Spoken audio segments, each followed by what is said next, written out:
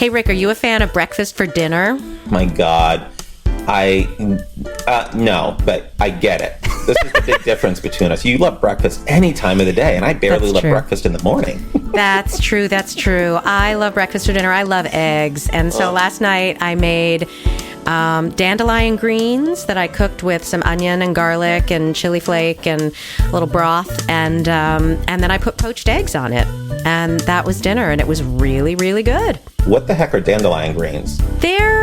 Well, I actually think that they are the weed that grows with dandelions. That's what I'm thinking. Yeah, but they're cultivated. They had regular ones and they had ones with red stems at the store. So I got the ones with red stems because they were prettier. And they're certainly larger than your average dandelion. So I don't know how they cultivate them to be like green sized. So I got a bunch of it that's like the size of a bunch of, chard or collard greens or whatever. So I just treated them like regular greens, except you always finish greens with vinegar, by the way, that I forgot to mention, which is helpful. But they are bitter. They are definitely on the bitter side. So if you're not a bitter fan, when I took my first bite, I was not excited because I'm not really a bitter fan, but then I surrendered to it and it was fine. But they're not my favorite, I have to admit. Okay. But I'm glad for the experiment. My understanding is that they are incredibly healthy and are good for cleansing. Nice. I'm only a fan of bitterness when it comes in emotion, so there you go. Joke. Ba-dum-bum. Don't forget to tip your waiter. But I wasn't bitter last night when I ate because I went to one of my new favorite Indian restaurants, which unfortunately is in walking distance to my house. That's horrible. And unfortunately, they have like wine specials every night. That's really horrible. But I got two things. I got onion rings, which were coated in a chickpea batter. And they were really tasty. So much better than your traditional onion ring batter. And then I also got, I forget what the name of it is, but it's basically this really great sweet corn formed into patties, and then they're coated in sesame seeds and then baked. It is so tasty, and then it's served with this great little sauce. It just made me so happy, and I thought, oh, Rick, you should really learn to cook Indian. Yeah, right? Totally, right. Well, Artie Sequeira is a Food Network chef who has tons of recipes on the Food Network website, and she is my Indian cooking guru, and I've learned an awful lot from her. Just saying, if you're serious about it, I would start with her stuff. I am serious, but I'm always just worried about my intrinsic laziness. Yeah, there's that. Because it seems effortful. It's really not more effortful than anything else. You just have to get all the spices in the house. Like, you just have to go to a spice store with a list or order online from a good spice place like Penzeys or something, and then just make sure you have all the stuff. And then I find when I make Indian food, I almost don't even have to shop for anything except the greens or onions or whatever, because I've got all the spices. I've always got chilies around and stuff like that. Nice. Next time I come over, could you make me Indian food? Of course. Great. I would love to. Great. Problem solved. Hello, and welcome to another episode of You Won't Believe What I Ate Last Night. I'm Kate DeVore. And I am Rick Fiore. And this is our ongoing conversation about food, health, weight management, and our endeavor to be and stay healthy in a really tasty world. With love, kindness, and compassion towards ourselves and others. Today, we are talking about stress and how it affects the body, in particular, weight. Oh my gosh, I'm already so stressed out. Anxiety, coming on the run, anxiety, I just need someone. Hey, Rick, so what stresses you out? I would say what stresses me out quite often is what's stressing me out right now as I'm getting ready to leave town. And I'm always amazed with how much notice I have about me leaving town, because I plan my trips pretty far in advance, that I always seem completely caught off guard by it every time. Has that ever happened to you, Catherine? Never, Richard. I can't imagine what you're talking about. No, I definitely am not the night before a trip being like, I have no underwear. Totally, right? Definitely not. Like, there's the whole laundry issue. And it's sort of like, I just like a week ago wound up changing my clothes in a car, in the backseat of a car. And I'm like, does there ever come a point in your life where you're never going to have to change clothes in the backseat of your car? Or is that just always something that's going to happen like every 10 years? And it's sort of the same thing I feel with like going out of town. Am I ever not going to be caught off guard by it? I'm not sure if I've ever changed my clothes in the backseat of a car. If I have, it's only once or twice ever. So I'm going to have to say, like, not sure about that one. Did I share too much? No, I love that. And then the going out of town, like I do all the quote important stuff. Like I get all my work stuff taken Yes. care of. I get all that stuff. But then the fact that my plants aren't watered and I have no clothes, that's the problem. Totally. And because it all gets out of hand in the last couple days, it definitely makes me like eat poorly before I go out of town. So that always makes me sad. It makes me lose sleep, which Yes. definitely makes me sad. And then those things sort of spiral. And then by the time you get out of town, you're like collapsing asleep on the plane or the train or whatever it is, that you're getting on. And that's just sort of a consistent thing that keeps showing up. Yeah, and for those of us like you and I who really want to get even more travel into our lives, we have to figure out a way to not make that stressful. I have colleagues that can get on a plane, fly 5 hours, get off the plane in a suit and give a talk. Really? And that's just their day, and they can get back on the plane that day. Like, they are so cool about the whole thing that I don't have that yet, but I agree that would be helpful. Wow, that's intense. And they're working. We're going for pleasure for the most part. Exactly, right? Yeah. Although I think I take more business trips than you do. You take your work on pleasure trips, whereas Yeah, I totally. actually just go on business trips. I find that for me, the biggest thing about stress isn't that it's really about external stressors. If I really get into it, like it appears that this thing and that thing and this thing causes me stress. But if I really look a little bit deeper, it's not that anything causes me stress. It's about where I am in my way of responding to things. So it's actually about my attitude and my perspective that causes the stress. So I remember a few years ago, I had an altercation with somebody over a parking spot. And Awesome. I'm not going to go into the details because I could tell a 10-hour story about this. But the long and the short of it is the person I had an altercation with was a very angry lawyer. And he was determined to sue me and make my life miserable because I wouldn't let him steal my parking spot, is basically what happened. And so Nuts. he had a friend who was a police officer who he claimed was watching. Like, anyway, I just sort of got like hornswoggled. Is that a word? Into It's a fancy medical term. situation.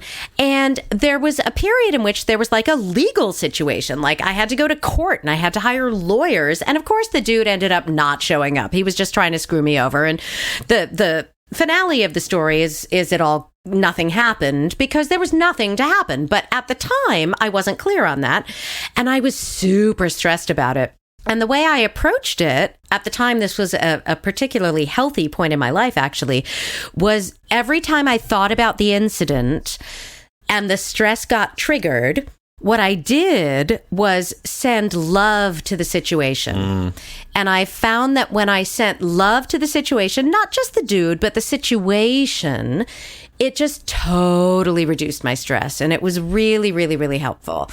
But that thing of the anxiety and then figuring out what to do about it was a pretty key stressor in my life. And that's such a wonderful solution, right? And that is, my experience, single-handedly, one of the hardest things to do in a situation like that, right? Is to really practice love and kindness, particularly either to a dynamic or a person that is really the antithesis of that. Yeah, when you're feeling attacked and victimized by somebody, to send that person love, that was tough times. Hey, Kate, did you know that banging your head against the wall burns 150 calories an hour? Really? Yes, apparently so. Did not know that. No. Now you do. Now you know how hard you're working. All right, let's talk about stress. Let's talk more about stress. So, stress is a response. It used to be referred to as the fight or flight response, part of the autonomic nervous system. Now people call it the stress response more commonly. The thing we're talking about particularly is cortisol, which is a steroid hormone that is released in the body. And as all natural things, it starts from a positive perspective. It has something useful to offer. But then when we get too much of it, when we have a chronic response of it, it causes a lot of problems. in general, the things that we know to be true about increased cortisol are, I'm going to just give you a laundry list here, okay?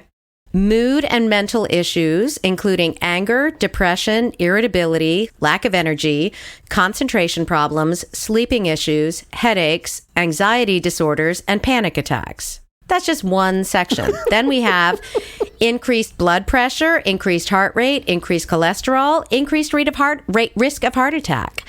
Then we have the immune system is less able to fight and recover from illness, increased stomach cramps, reflux, and nausea, loss of libido, lowered sperm count, increased period pain, aches and pains in joints and muscles, lower bone density, reduced learning and memory, and overall lower life expectancy. Woohoo!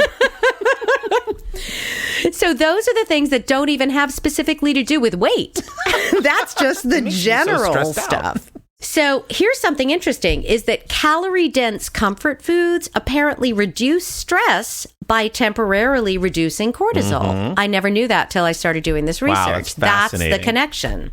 But it certainly explains a lot for me. Yeah, we're not crazy, right? Like it actually gives you a temporary drop in cortisol, I'm suspecting, if you eat pizza or pasta or something like that, which I think is really interesting.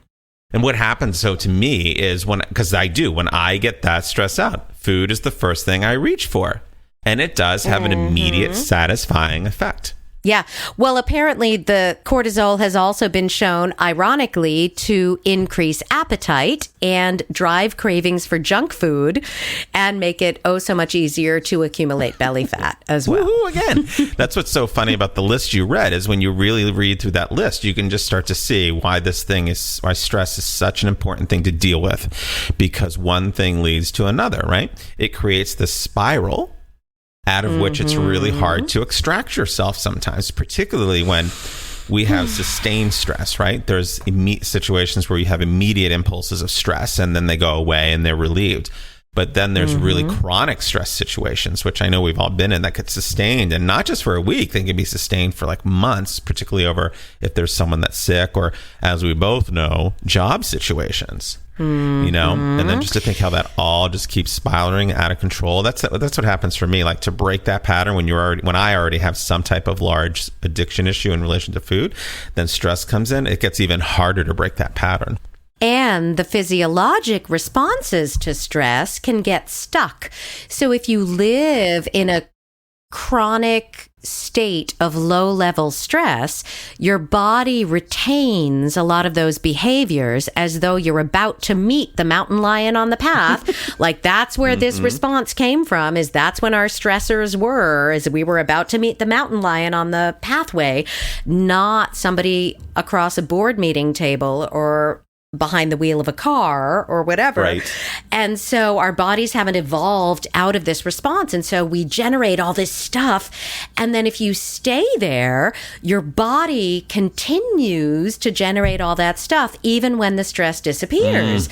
So that's how we end up getting all these chronic diseases linked to stress, is our body doesn't know the difference between real stress and perceived stress. And if we keep getting stuck, our body doesn't know the difference. And that's such an interesting point, because there's this whole dynamic that exists where people don't even understand that they're stuck because their stress has become such a status quo in their life. It's become the way they move, the way they are. It's what they expect. They don't expect anything different. And it's rare now that when people actually are able to get away, like on vacation, which is even hard, right? Because no one really vacations anymore. It seems like everyone's always plugged in to their work, that it takes so much to get to a point where that veil can be like torn away, right? And you'd be like, oh my gosh, I have been in this slow, chronic state. All right. So apparently curbing stress, get this, according to research from the University of Kentucky, and I don't usually quote these things, but they suggest that curbing stress is more important to weight loss than learning all of the best eating strategies because of the things I'm about to tell you. Wow. Yeah. So not only does stress increase cortisol, which does things I'm about to talk about in addition to what we did before, but the rhythm is all messed up. And so it raises, here's the things that specifically affect weight. The things we talked about before just affect your general way of being and may affect weight, but here's the things that definitely specifically affect weight. So increased cortisol colon, raises your blood sugar, makes it harder for glucose to get into your cells, makes you hungry and crave sugar, reduces your ability to burn fat, suppresses your HPA axis, which causes hormonal imbalances. It reduces a good cholesterol, testosterone, and growth hormone that are good things. It makes your cells less sensitive to insulin, so it totally messes with your whole insulin thing. It's very related to diabetes, actually, it turns out. It increases your belly fat and makes your liver fatty. There's all these like fake pills that claim to reduce belly fat because they're related to cortisol and stuff. It increases the rate at which you store fat, and it raises the level of fatty acids and triglycerides in your blood. You know, aside from that, Mrs. Lincoln, how did you enjoy the show? Exactly. I have nothing to say to that. Exactly. Other than that, it was awesome. So I have one last piece of information to give you. I'm just going to keep going. I'm going to keep going. And now this is behaviors of stressed people that lead to weight gain. So what we were talking about up until now is just the physiology and what your body does. But this is things that people who are stressed tend to do that also contribute to weight gain. See if any of these might ring a bell, Ricky. Okay. I'm going to be open-minded here. There you go. Skipping exercise. Nope, not you.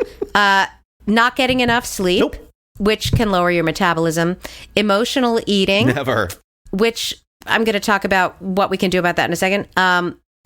Forgetting to eat. Oh, God. Which makes you more likely to binge. Not de-stressing, and we're going to talk in a moment about things that can later. We're going to talk about things that can help us de-stress. That's where we're not going to leave you with this, people. We're going to give you solutions in a minute. And then worrying. Hey, Rick, did you know that even though coconut oil has a lot of saturated fat, it's considered a healthy fat that can enhance heart health and weight loss because of the medium chain fatty acids in the form of lauric acid, which boosts immunity, sparks metabolism, and is more easily burned off in the body. All right, good to know. Now talk about the elections. Oh, so I was just thinking this whole thing about the election. This is such a stressor for me. I don't know how it shows up for you, but it seems like everyone is so stressed out about all this election stuff, right? Every time it comes up. And so one of the things that's always interesting to me is why people get so stressed about it, right? And the way it shows up for different people. So one of the things I think is so funny is there's been a lot of stuff on Facebook about this, about people coming out of the closet, about who they're voting for, because they've been so stressed about announcing that they're either going to vote for Hillary or they're going to vote for Donald Trump. So I'm like, that is just so interesting. Wait, you have people on your Facebook feed that are going to vote for Donald Trump? I do. That's fascinating. I don't think I do. Maybe one or two, but Welcome to my world. That's really interesting. Okay. Where I work, all right, continue. I suspect everyone I work for and work with is going to be voting for Donald Trump. I know, right? Okay. I can't, I don't know what to do with that. Okay. Oh my God. Okay. And so it just got me thinking about this whole idea. Wow. Like, what really is it? And for me in this election cycle, there's this really sort of primal thing going on. There's this whole idea, like if you're a Republican right now, you're worried that Bernie Sanders is going to come in and like take all of your money to accomplish all of the plans that he wants. And then if you're a Democrat right now, I think most people are worried that, you know, if you're a woman, you may lose some privileges. If you're got any dark skin tone, you're going to be thrown out of this country.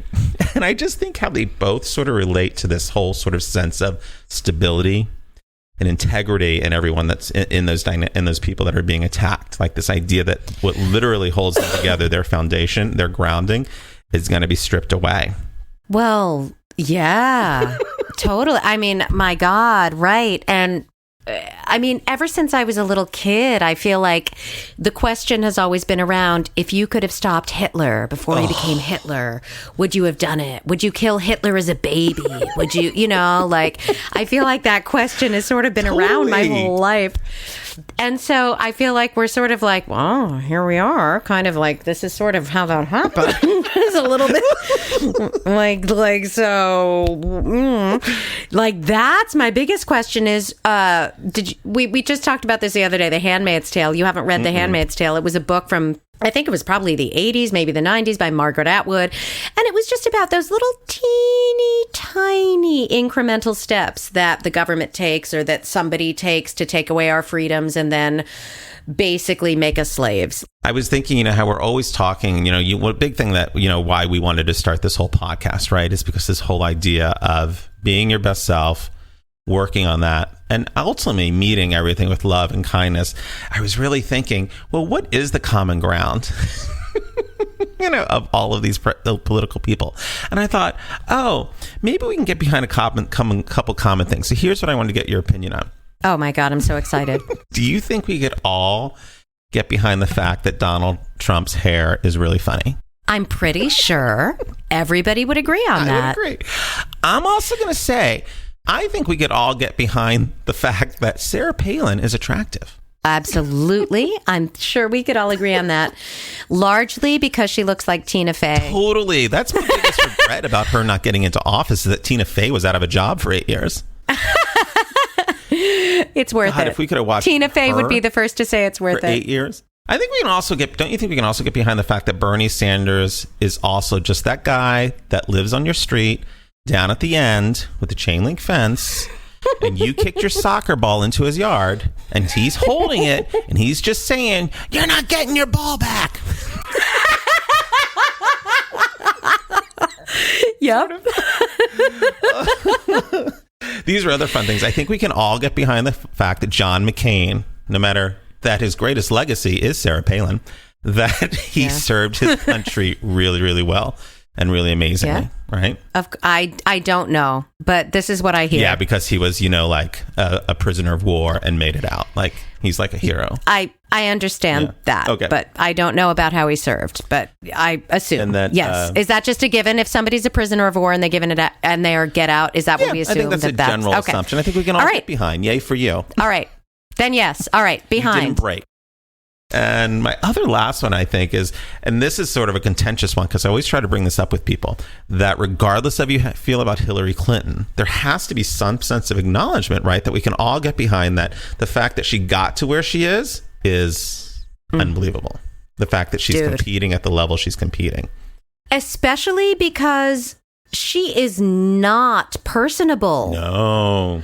I love Hillary. I'm just going to come out and say, I voted for Hillary, and I'll vote for whoever the Democrat is, obviously. But in the primaries, I voted for Hillary.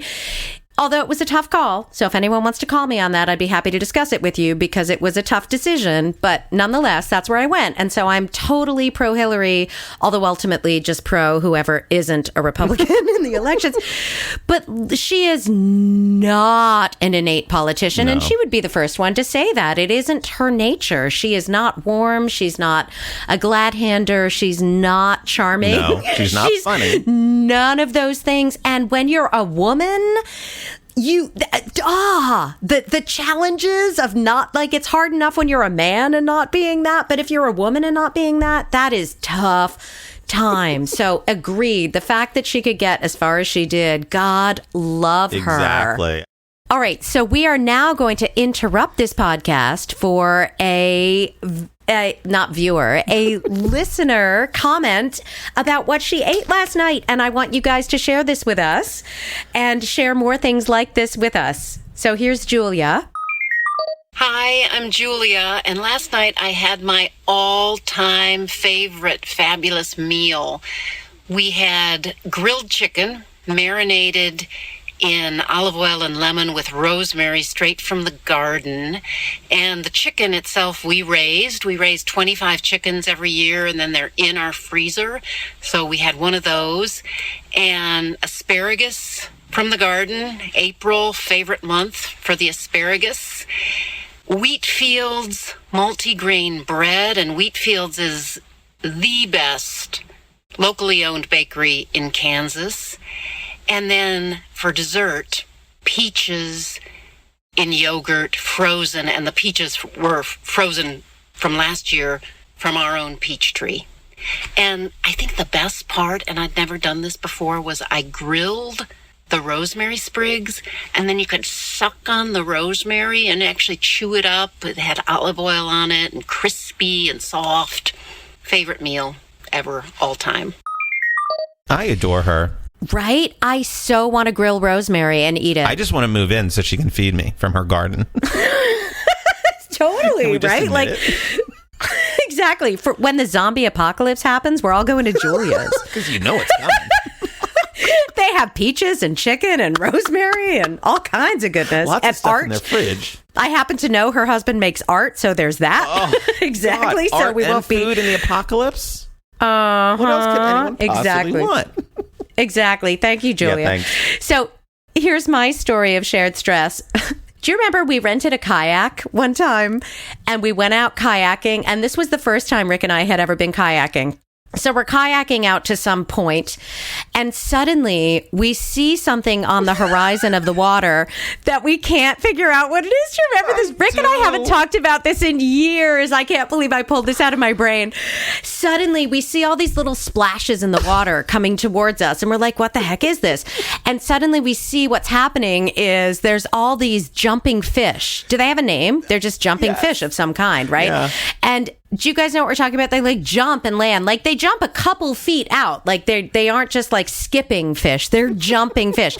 But I'm talking about, I'm going to say hundreds, but hundreds of jumping fish. And we're like kayaking into this swarm of jumping fish. And I don't eat seafood, and I'm actually totally creeped out by fish. So moving into a swarm of fish and the idea that fish could jump into our boat or touch my body is like the creepiest thing I can imagine. So we're kayaking and we're like, oh my God. And then suddenly behind the fish, what do we see, Rick? I don't remember. Do you remember? No. Do you remember? We see pelicans. We see a bunch of freaking pelicans coming at us in a feeding frenzy. Oh my God. And we were like, run away. And so we tried to turn the kayak around and make an angle because we're heading into this situation where there's hundreds and hundreds of jumping fish and then like 30 pelicans at water level trying to scoop up the fish.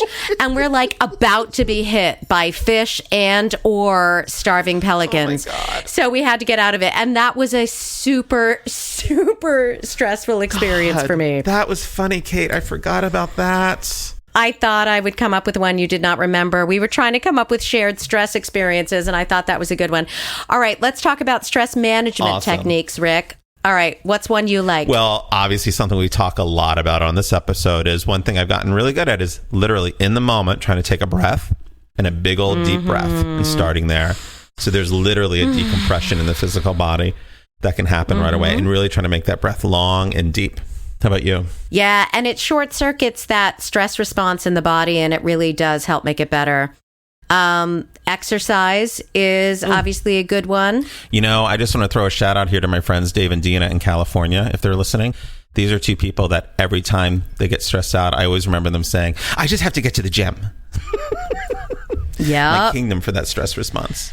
totally. I used to have that. Yeah. Yeah, what else? Then for sustained technique is definitely meditation, yoga and meditation. The literal, it's my second sort of biggest thing, is the literal decompression of that held energy from the body. Yeah, and especially mindfulness and loving kindness meditations are the ones that are supposedly the most useful for stress management. So if you guys want to look those up on the internet, you'll find a bunch of stuff about mindfulness meditation and loving kindness meditation. I've been doing a loving kindness meditation for this one that I really like for about 2 months now. And the difference it makes every morning is really sort of amazing. Nice. A hot bath is a good one.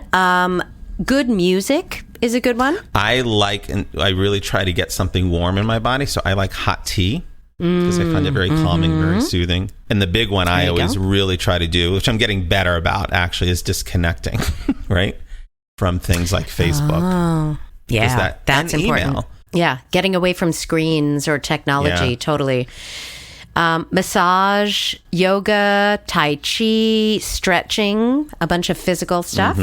And you know what big one, and I think you serve this for me, Kate, is just talking to someone about what you're going through. It's the single greatest thing you can do is to be able to vent and let go. So you've got to find someone that can just listen and take it in a sense, just listen to what you have. so you can get it out. That is so true. Yeah. Social connectivity is a huge thing for that stress response. They call it tending and befriending. Just not on Facebook. Yeah, exactly. But no, in real life, because I think it's easy to confuse communicating with connecting. And I think when we're online, we communicate, but we don't necessarily connect. I think it's the connection Agreed. that's the point. And the online thing always leads to what I always like to call false intimacy. That you think That's you're right. getting That's the something, same you think idea. you're getting something in return or giving something. And I think on a very subtle, on a very gross level, you are. Yeah. Same idea. And along those lines, laughter, levity, humor is a big one. And then there's a couple of other things about controlling cravings by understanding them. So understanding what your cravings are and then substituting rewards. And then here's a quote that I thought was amazing, which is teaching the habit brain to delay immediate gratification by engaging the slower wisdom of the prefrontal cortex. So this is what we've talked about a couple of times now with Natalie, with Jason earlier in this podcast, delaying that instant gratification. Apparently it's a totally different part of the brain. Wow. So it makes sense that it's hard. You're really having to shift. It's like a gear shift where your body goes kunchunk. Yeah. And you have to shift into that particular part of the brain to get away from habit, whether the habit is about food or smoking or porn, or I'm thinking about habits that my friends talk about that they don't like, or, whatever it is. Like the habits are all about shifting it into that different perspective of how is it going to feel a little bit later. And then my final thought that I want to offer is that happiness is a practice. It's not a mindset and it's not external. And positive psychology has a lot to offer about this. And it's about doing something over and over again, a little thing every day. And on that, one of the things I've done pretty successfully my whole life is by my bed, keeping a set of books, right? Or things that can inspire you, so that you can actually go to bed with something really positive in your brain. And sometimes when you wake up, the first thing you put in your brain, something, a beautiful quote, beautiful saying, something that literally lays the groundwork for the day coming. That's lovely. Yeah. All right. Well, thank you all. Thanks. Thank you so much for listening. Please remember to subscribe to our podcast on both iTunes and YouTube, and review us and rate us and let us know what you think. And please follow our Facebook page. You won't believe what I ate last night. We post lots of fun things every day. Also, send us an audio file with questions, comments, ideas for future episodes. Oh, and check out our website, youwon'tbelievewhatIate.com. We have lots of fun things on there, recipes. Sounded like you were going to say more. Okay. We look forward to seeing you in a couple of weeks for our next episode. This podcast is supported by the generous donation of our listeners. So please visit patreon.com/you won't believe what I ate to support the podcast. Thanks for listening. Thanks.